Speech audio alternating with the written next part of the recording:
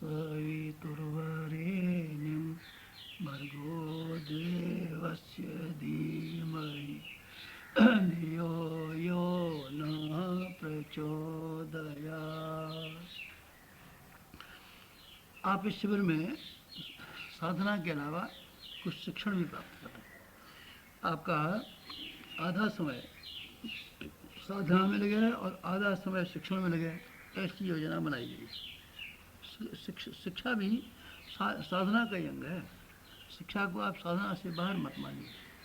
आपकी साधना और शिक्षा संबंधित की जो कार्य पद्धति है कल्प साधना शिविर की, आप उसके बारे में थोड़ा विचार कीजिए कि क्यों कराया जा रहा है, क्या कर रहे हैं। इसके बारे में तो आप जानते ही हैं, मुझसे भी आप जानते हैं। आप क्या सीखते हैं?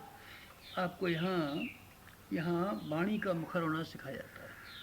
आपको यहाँ प्रज्ञा पुराण की कथा कहना सिखाया जाता है और स्टार्ट पोएट्री के माध्यम से व्याख्यान देने का अभ्यास कराया जाता है। आपको यहाँ संगीत के माध्यम से जन जागरण करने की भूमिका निभाने का अभ्यास कराया जाता है। आप तो जानते हैं ना, भाषण देने की कला, गायन की कला, ये एक शिक्षण यहाँ का है ना। शिक्षण भी आप साधना का अंग है, तो कम मत मानिए। दूसरा एक और चीज़ सिखाई जाती है आपको। क्या सिखाया जाता है? इसके अलावा वाणी का उपयोग करने के अलावा वाणी के कई उपयोग सिखाए जाते हैं। संगीत का शिक्षण इसलिए सिखाया जाता है कि आप जनमानस की भावनाओं को बढ़ाने में ठीक हो सकें। आपको दृश्य शिक्षण का एक क्रिया सिखाई जा रही है, दृश्यों के माध्यम से। ये तो वाणी से कहा, लोगों ने कान से सुना, लेकिन दिखाने से भी कुछ बात बनती है। सत्संग स्वाध्याय का, एक लोगों को स्वाध्याय का लाभ दें, सत्संग का लाभ दें। साइड प्रोजेक्ट उसी में शुमार होता है कि आप उसको दृश्य घटनाएं दिखाते चलें।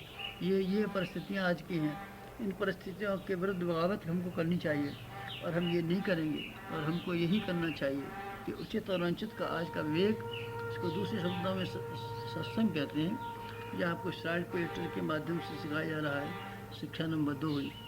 तीसरी, आपको दृश्य उसी में शुमार होता है, चित्र प्रदर्शनी में सीमा आती है। चित्र शार्ट पोएटर से दिखा दिए तो क्या, और ये चित्र प्रदर्शनी की नुमाइश ला के दिखा दी तो क्या, बात एक ही है। चित्रों के माध्यम से, दृश्य के माध्यम से शिक्षण, ये अपने आप में एक बहुत बड़ा काम है। तीसरा, इसके सिवाय क्या कराया जा रहा है आपको कुछ सेवा साधना के लिए, स्वास्थ्य संवर्धन करने के लिए काम दिया जा रहा है। जन साधारण की सेवा भी तो करनी पड़ेगी, प्रत्यक्ष सेवा भी तो आप करनी चाहिए। प्रत्यक्ष सेवा नहीं करेंगे, केवल मात्र ज्ञान ही सुनाते रहेंगे, उपदेश ही करते रहेंगे। केवल उपदेश केवल नहीं है, ज्ञान के साथ साथ में कर्म का समावेश भी आवश्यक है। ज्ञान की महत्ता सबसे अधिक है, बेशक स्वाध्याय की महत्ता को मैं क्या कम बताऊंगा क्या? नहीं। सत्संग की महत्ता कम करने का मन है क्या? ना। चिंतन और मन की महत्ता कम है क्या? ना। लेकिन एक बात आप ध्यान रखें, केवल मात्र ज्ञान के साथ, ज्ञान अपूर्ण है, इसके साथ साथ में कर्म का जो रहना बेहद ज़रूरी है। कर्म और ज्ञान जब दोनों मिल जाएंगे तब बात बनेगी। ध्यान जप के साथ साथ में आपको सेवा कार्य करना नितांत आवश्यक बताया गया है। अपने मिशन में ऋषियों की प्राचीन परंपरा का अनुकरण करते हुए साधना, स्वाध्याय, संयम और सेवा, इन 4 चीज़ों को समान रूप से महत्व देने के लिए बताया गया है। आपको अपनी साधना में सेवा का अवश्य समावेश करना पड़ेगा। सेवा किस तरीके से करें? सेवा से मतलब है प्रत्यक्ष सहायता। ज्ञानदान भी यूँ सेवा है, लेकिन यहाँ ज्ञानदान और ब्रह्म विद्या की बात नहीं चल रही है। चल ये रहा है कि आप लोक मंगल के लिए जनसाधारण को की सेवा कैसे करेंगे। आपने जो समाज से ऋण लिया है उसको चुकाएंगे कैसे, आप लोगों को ऊंचा उठाने के लिए करेंगे क्या। ये भी तो एक काम है आपके जिम्मे, ये भी साधना करेंगे। इसलिए एक काम ये है कि आप दूसरों की कुछ सहायता कर पाएँ। सहायता कौन सी कर पाएँ? जैसे ज्ञान की साधना एक चीज़ है, आप किसी आदमी का ज्ञान बढ़ा दें तो उसकी असली सेवा हुई। ज्ञान के बाद दूसरा नंबर आता है स्वास्थ्य का। किसी आदमी की सेहत खराब हो रही है, आप ऐसी नसीहत दें, ऐसा तरीका बताएं अथवा कोई चिकित्सा कर दें जिससे कि उसका खोया हुआ स्वास्थ्य फिर से मिल जाए, तो दूसरे नंबर की सेवा। तीसरे नंबर की सेवा जो आजकल सब लोगों ने सबसे पहला नंबर दर्जा दिया हुआ है, वो है जिसको पैसे की सहायता कहते हैं। पानी पिला देंगे किसी को, ठीक है, पिलाई का। फिर क्या करेंगे? हम ठहरने का इंतजाम करेंगे धर्मशाला, वो भी ठीक बात, अच्छा की। और क्या करेंगे? हम शराबत खोलेंगे और शराबत में रोटी पानी खिला, फोकट की रोटी का इंतजाम कर देंगे, चलिए ये भी अच्छी बात। धर्मशाला बनाने से लेकर के सावर्त लगाने और प्याऊ लगाने तक के ढेरों के ढेरों काम ऐसे हैं जिससे कि एक आदमी दूसरे की सेवा किया करते हैं। लेकिन इन सारी की सारी सेवाओं में ज्ञान की सेवा सबसे बड़ी सेवा है। ज्ञान की सेवा से आदमी का जीवन बदल जाता है। वस्तुओं की सेवा जो आजकल सबसे बड़ी मानी जाने लगी है, वास्तव में सबसे बड़ी है नहीं।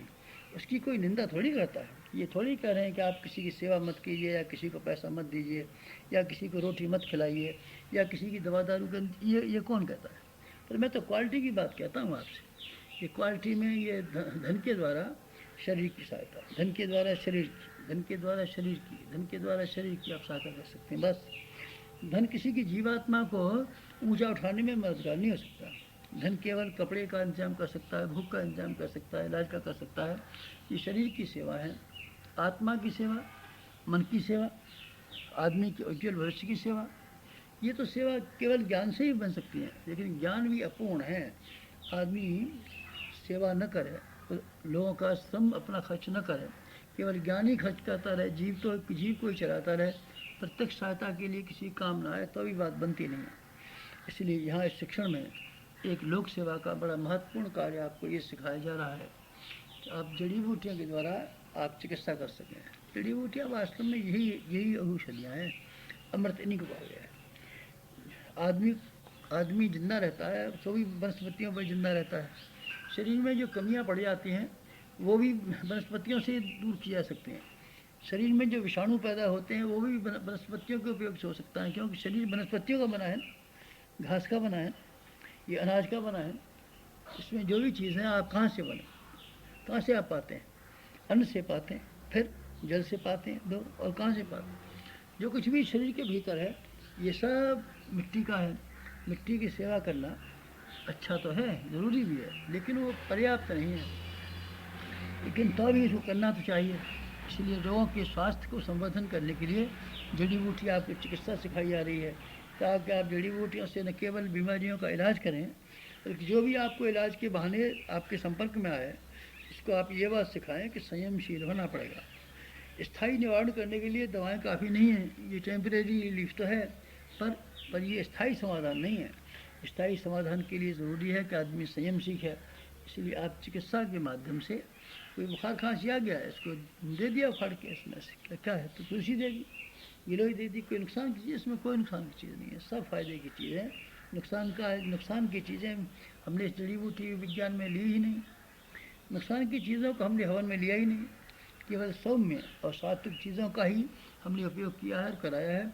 इसलिए यहाँ 20 औषधियों के द्वारा, 20 जड़ी बूटियों के द्वारा जहाँ आप चिकित्सा सीखें, और एक बात ज़रूर सीखें कि आसन और प्राणायाम के माध्यम से, स्वास्थ्य और संयम के माध्यम से आदमी किस तरीके से अपने शरीर को, सेहत को ठीक करके रखे।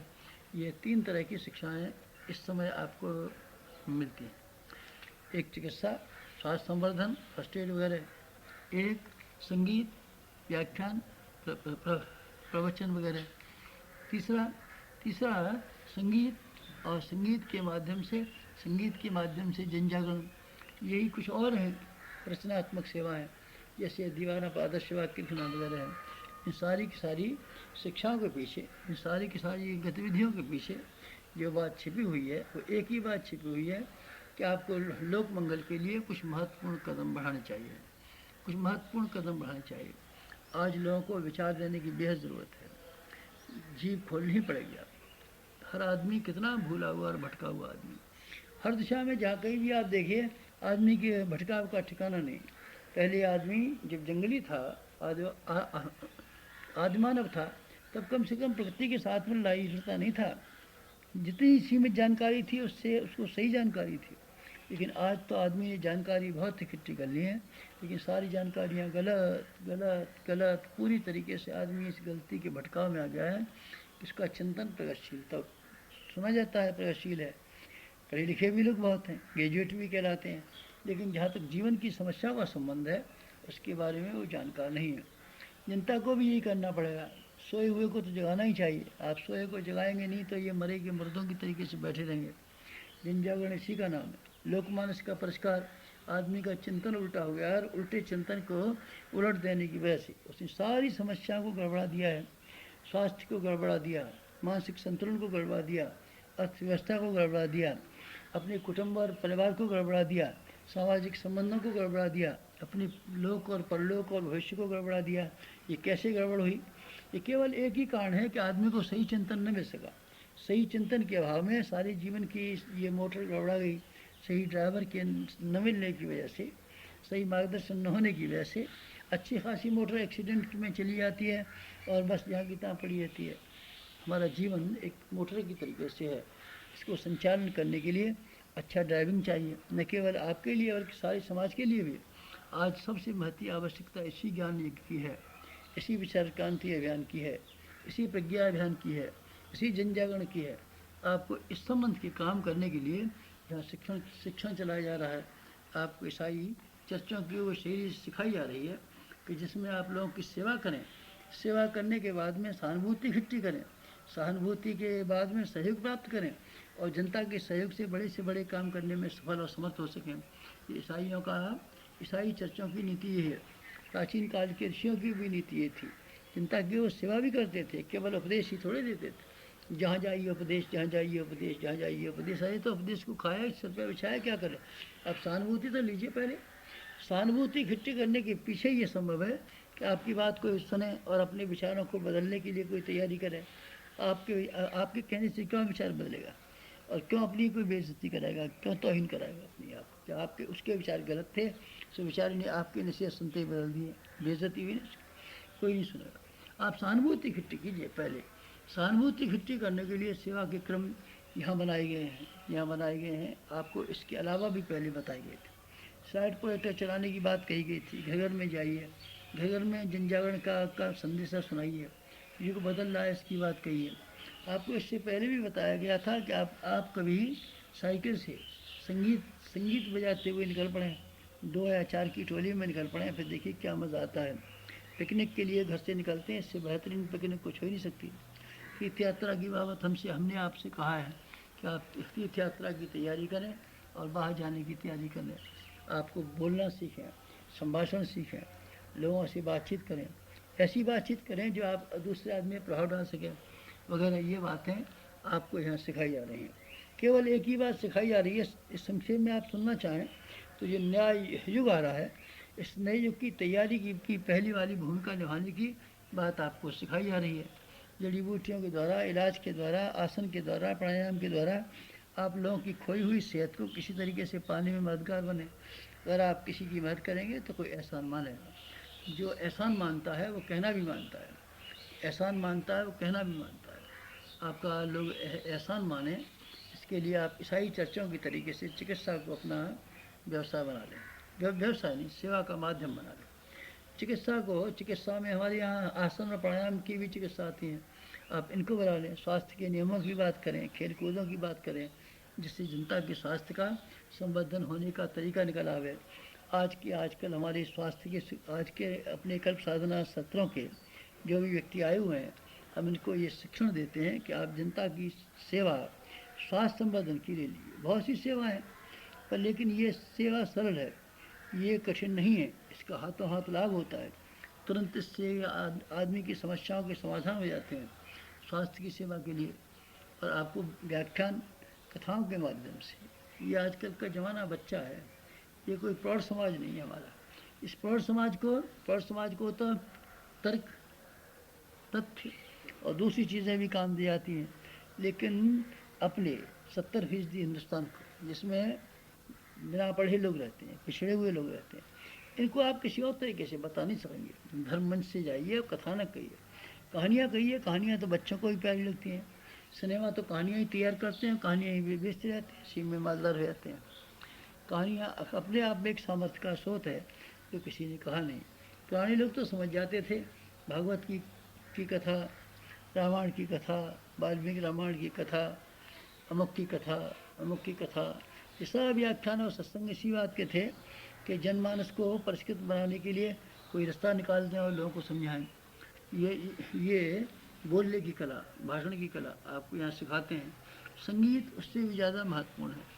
हृदय का स्पर्श करने के लिए, भावना का स्पर्श करने के लिए अगर कोई चीज़ आती है तो संगीत आता है। इसलिए संगीत की शक्ति अपने आप में है। ख़ासतौर से अशिक्षित लोगों में जो कि देहात में पड़े हुए हैं, उनको व्याख्यान की बात समझ में नहीं आती, उससे संगीत में भाव रहते हैं। इससे अगर उनकी भाषा से, स्थानीय भाषा से थोड़ी भिन्नता हो तो भी काम चला लेते हैं। आज का व्यक्ति हर दृष्टि से गिरावट के रास्ते पर चल रहा है। ये गिरावट स्वाभाविक नहीं है, ये अस्वाभाविक गिरावट। भगवान की दुनिया में कोई चीज़ ऐसी नहीं है जो आदमी को गिरा पाती हो। आदमी अपनी खुराफातों से और अपनी गलतियों से गिरने के लिए कोशिश करता है। आज यही हुआ है, पहले भी जब कभी भी ऐसी मुसीबतें आई थी यही हुआ था। लोगों ने अपनी गलतियाँ की, अपना रास्ता भुला दिया, अपने कर्तव्य और फर्जों की ओर से मुँह मोड़ लिया। उसका परिणाम क्या हुआ? इसके परिणाम ये हुआ कि एक के बाद एक मुसीबतें आईं और लोग तबाह होते चले गए और बर्बाद होते चले गए। आज आप नज़र तो उठा के देखिए, सारे संसार के ऊपर नज़र उठा के देखिए, सारे संसार के न सही अपने ऊपर नज़र उठा के देखिए और अपने घर वालों के ऊपर नज़र उठा के देखिए, ये कैसे हो रहा है। इनका स्वास्थ्य सबका गिर रहा है, स्वास्थ्य बराबर गिरता चला जाता है। औसत आदमी का स्वास्थ्य दिन दिन नीचे की तरफ चल रहा है, इसके अंक ऊपर को नहीं बढ़ रहे हैं। क्या कारण क्या हो? पहले की अपेक्षा खाने की वस्तुएं भी ज़्यादा है, सामान भी ज़्यादा है। फिर इस तरह की मुसीबत क्यों आती है? आदमी भटक गया है जीवन यापन करने की चर्चा के समय। खान पान सब अस्त व्यस्त, सब अस्त व्यस्त, जिसको हम खारी नमक कहते हैं, ये सोडियम क्लोराइड है। सोडियम क्लोराइड एक तरह का जहर है। मनुष्य के लिए ज़रूरी है नमक, बिल्कुल ज़रूरी। सोडियम क्लोराइड है। ऐसे ऐसे हम लोग नशे पीते हैं, क्या करते हैं क्या नहीं करते। इसका परिणाम है कि स्वास्थ्य की तबाही हमने अपने आप की है, अपने किसी ने नेचर ने नहीं किया। पैसे की तंगी हमने स्वयं की है और अपनी घर की समस्याओं को उलट पुलट करके हमने ही रखा है। और पैसे की तंगी का जहाँ तक सवाल है, फिजूल खर्ची की वजह से एक, अथवा योग्यता न बढ़ा करके कम योग्यता की स्थिति में बने रहना और थोड़ी योग्यता के बदले में कम पैसे प्राप्त करना। कम पैसे प्राप्त करेंगे तो आपका गुजारा कैसे हो सकता है? कठिनाई से, सीधी सादी सी बात। खर्चा फिजूल खर्ची से करेंगे तो आप मुसीबत में रहेंगे और अच्छी आमदनी होते हुए भी आप तंगी का अनुभव करेंगे। इसके विरुद्ध पर कोई आदमी गरीब है, कम कमाता है, तो भी अपनी जेती लंबी सौर के हिसाब से अपना पैर कम फैला के रख लेता है, तो खुशी की ज़िंदगी जीता है, हंसती ज़िंदगी जीता है, कम पैसों से गुजारा कर लेता है। सवाल पैसे का नहीं है, सवाल आदमी के विचार करने के, सोचने के तरीके का है। आया स्वास्थ्य तबाह हुआ हो, अथवा मानसिक संतुलन तबाह हुआ हो, अथवा गृहस्थ तबाह हुआ हो, अथवा सामाजिक संबंध तबाह हुए हैं, इसके मूल में दूसरों की गलती न हो ये तो मैं नहीं कहता, दूसरों की भी हो सकती है, लेकिन दूसरों की ही मत कहिए। उसमें कुछ गलतियाँ अपनी भी होती हैं। अपनी गलती क्या है? जानबूझ के तो नहीं करते लोग, पर स्वभाव के अंग बन जाने की वजह से वो गलतियाँ अक्सर होती रहती हैं। तब आपको एक ही बात करना है कि जन जन के लिए, उसके विचारों को परिशोधन करने के लिए, ब्रेन वॉशिंग के लिए, दिमाग की सफाई के लिए, दिमाग में नई स्थापना करने के लिए आप कुछ कदम बढ़ाने चाहिए। ये जो शिक्षण है यहाँ का, समाज की इतनी महती आवश्यकता को पूरा करने के लिए सिखाया जा रहा है। इसीलिए नहीं सिखाया जा रहा है कि आप या वक्ता हो जाए और कहीं से कुछ पैसे ले आया करें। इसीलिए संगीत नहीं सिखाया जा रहा है कि आप नाचना सीखें। इसलिए आपको जड़ी बूटी चिकित्सा नहीं सिखाई जा रही है कि आप यहाँ रह कर के कोई दवाखाना खोलें और अस्पताल खोलें और कोई मालदार बने। नहीं, मालदारी हमारा उद्देश्य नहीं है। मालदारी का दूसरे दुकानों का उद्देश्य है। आपको मालदार बनना हो तो दूसरी दुकानों पर जाना चाहिए। हमारे पास तो एक ही दुकान है, अध्यात्म के पास तो एक ही हथियार है कि लोगों के विचारों को बदल दे और दृष्टिकोण को बदल दे और भावनाओं को बदल दे और ईमान को बदल दे। ये बदल जाने के बाद में दुनिया बदल जाती है। मनस्थिति बदल जाने के बाद में परिस्थितियाँ बदल जाती हैं, बात सही है। तो आदमी की मनस्थिति को कैसे बदला जाए? आदमी की मनस्थिति को बदलने के लिए वही किया जा रहा है जो आपको सिखाते हैं। आपको वाणी का उपयोग सिखाते हैं, ये सबसे बड़ा हथियार है, वाणी का उपयोग। नारद जी ने इसी का उपयोग किया था और नारद जी ने वाल्मीकि का दिमाग बदल दिया था।